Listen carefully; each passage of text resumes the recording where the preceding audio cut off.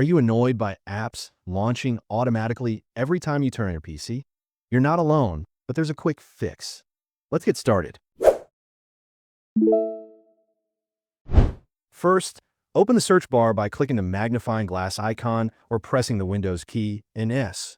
Type in Task Manager and open it. Once you're in Task Manager, look at the left-hand menu and click on the Startup tab. Here, you'll see a list of all the applications set to run automatically when your computer starts.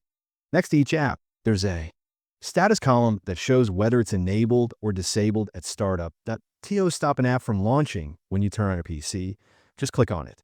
Then go to the top right corner and select Disable.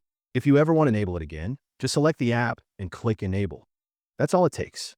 Disabling unnecessary startup programs can help your computer boot faster and run more smoothly.